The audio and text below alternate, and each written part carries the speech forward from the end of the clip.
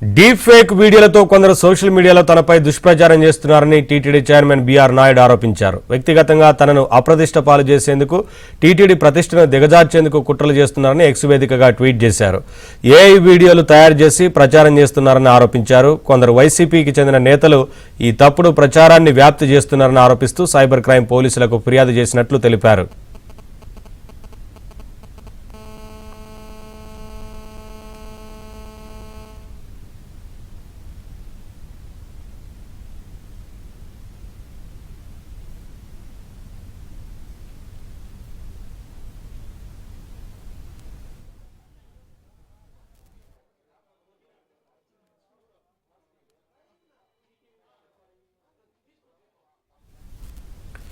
Deep fake వీడియోలతో కొందరు social మీడియాలో తనపై దుష్ప్రచారం చేస్తున్నారని టీటీడీ చైర్మన్ బీఆర్ నాయుడు ఆరోపించారు. వ్యక్తిగతంగా తనను అప్రతిష్ట పాలు చేసేందుకు టీటీడీ ప్రతిష్టను దిగజార్చేందుకు కుట్రలు చేస్తున్నారని ఎక్స్ వేదికగా ట్వీట్ చేశారు. ఏఐ వీడియోలు తయారు చేసి ప్రచారం చేస్తున్నారని ఆరోపించారు.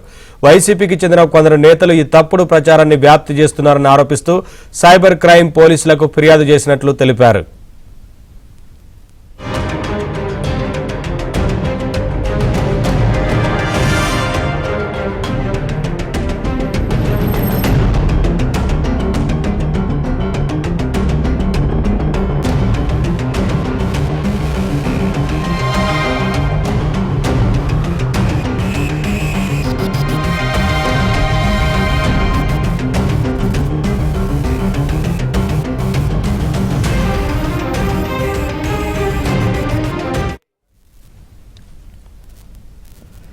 డీప్ ఫేక్ వీడియోలతో కొందరు సోషల్ మీడియాలో తనపై దుష్ప్రచారం చేస్తున్నారని టీటీడీ చైర్మన్ బీఆర్ నాయుడు ఆరోపించారు. వ్యక్తిగతంగా తనను అప్రతిష్ట పాలు చేసేందుకు టీటీడీ ప్రతిష్టను దిగజార్చేందుకు కుట్రలు చేస్తున్నారని ఎక్స్ వేదికగా ట్వీట్ చేశారు. ఏఐ వీడియోలు తయారు చేసి ప్రచారం చేస్తున్నారని ఆరోపించారు. వైసీపీకి చెందిన కొందరు నేతలు ఈ తప్పుడు ప్రచారాన్ని వ్యాప్తి చేస్తున్నారని ఆరోపిస్తూ సైబర్ క్రైమ్ పోలీసులకు ఫిర్యాదు చేసినట్లు తెలిపారు. బీఆర్ నాయుడు మీడియాతో మాట్లాడుతున్నారు. లైవ్ చూద్దాం.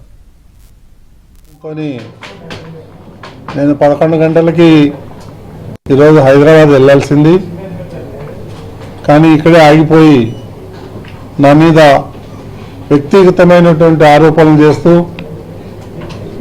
అతి నీచమైనటువంటి విధంగా నా మీద దుష్ప్రచారం చేయటం జరుగుతూ ఉంది.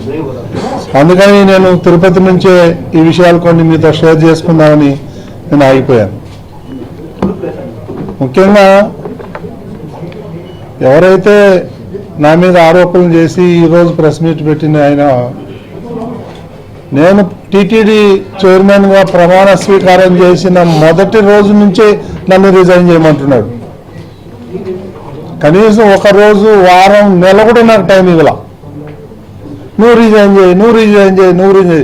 వాని అబ్బా సొత్తా టీటీడీ, నేను రిజైన్, నువ్వు నాకు ఇచ్చావా టీటీడీ చైర్మన్ నేను రిజైన్ చేయడానికి? నాకు చంద్రబాబు నాయుడు గారు ఇచ్చారు, ఆయన చెప్తే 1 నిమిషం కూడా పట్టదు నాకు.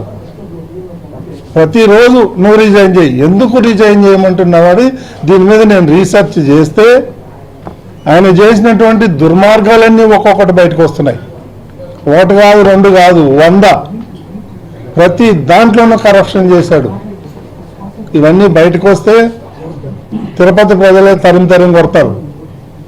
నేను ఈరోజు కూడా నిస్వార్థంగా ఏది ఆశించకుండా, నేను రాజకీయ నాయకుడిని కాదు, నేను ఒక మీడియా అధినేతని, నేను ఒక బిజినెస్ మ్యాన్ని.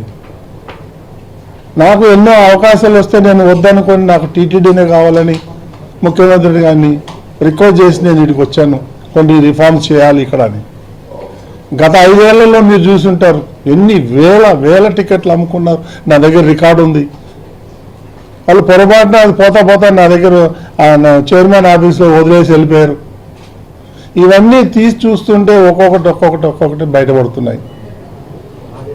నిన్న జరిగినటువంటి బోర్డు మీటింగ్లో కూడా నేను ఒక పాయింట్ లేవనెత్తాను. ఎందుకంటే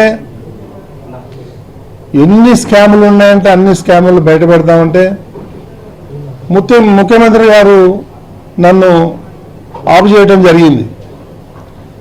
తిరుమల యొక్క పవిత్రతను దెబ్బతీస్తారు అందరూ కలిసి.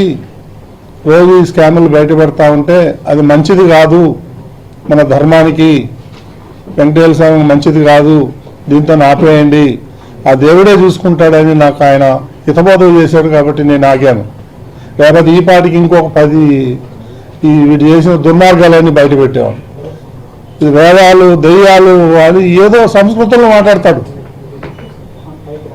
ఇవన్నీ నా దగ్గర నడవదు, నీ ఆశయాలన్నీ కూడా. ఐఎమ్ వెరీ స్ట్రాంగ్,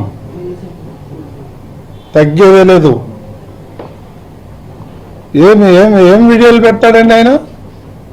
ఇప్పుడు ఏదైతే వీడియోలు పెట్టాడో వాళ్ళ ఫ్యామిలీ మా ఫ్యామిలీ మోర్ దెన్ 30 years నుంచి మాకు ఫ్యామిలీ పరిచయాలు ఉన్నాయి. వాళ్ళ ఇంటికి మేము పోతాం, మా ఇంటికి వాళ్ళు వస్తారు.